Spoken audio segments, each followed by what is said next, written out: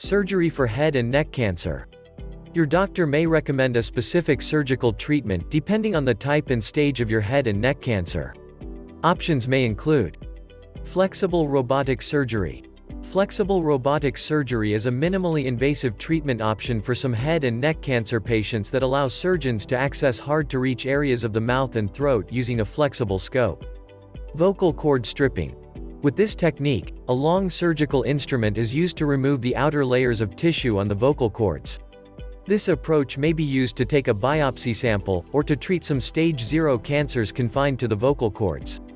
Vocal cord stripping rarely impacts speech. Laser surgery.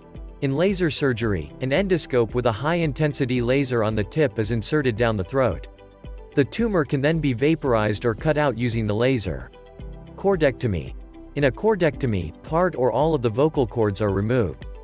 This approach may be used to treat glottic cancer that is very small or located only on the surface tissues.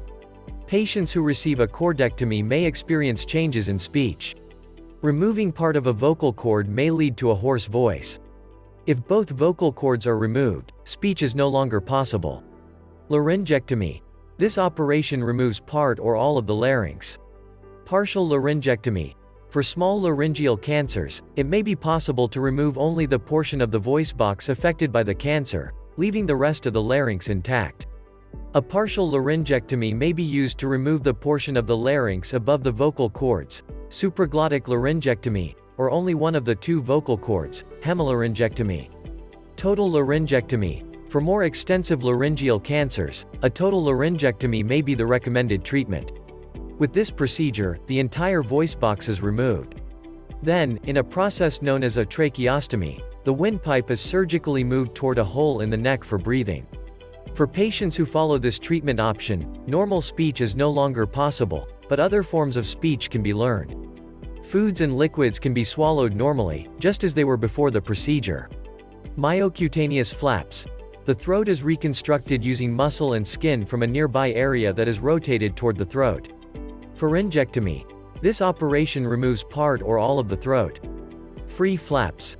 Using microvascular surgery, in which small blood vessels are sewn together under a microscope, it may be possible to reconstruct the throat using tissues from other areas of the body, such as the intestines or arm muscle. Lymph node removal. Cancer of the pharynx sometimes spreads to the lymph nodes in the neck. If such spreading seems likely, then removing the lymph nodes may be recommended. This operation is called a neck dissection, and is usually performed at the same time as surgery to remove an already existing tumor. The exact amount of tissue that needs to be removed depends on the stage of the cancer.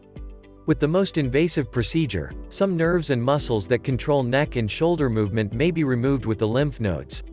However, surgery of this kind typically does not need to involve as much of the healthy tissue, preserving the normal function of the shoulders and neck. Tracheotomy. A tracheotomy is performed to create an alternate pathway for breathing by creating a hole, or stoma, in the trachea, or windpipe. Various situations may require a tracheotomy. After a total laryngectomy, the opening in the windpipe is connected to an opening in the front of the neck to provide a new pathway for breathing. This procedure is known as a tracheostomy, and the changes it makes to the throat are permanent. Reconstructive microsurgery. It may be an option to reconstruct areas of the head and neck affected by cancer with reconstructive microsurgery.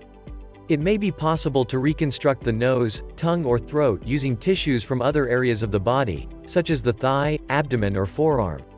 The lower jawbone, mandible, can be reconstructed using the smaller bone from the lower leg, fibula. For patients with facial paralysis secondary to tumor removal, transfer of a small muscle from the inner thigh can be performed to restore a smile.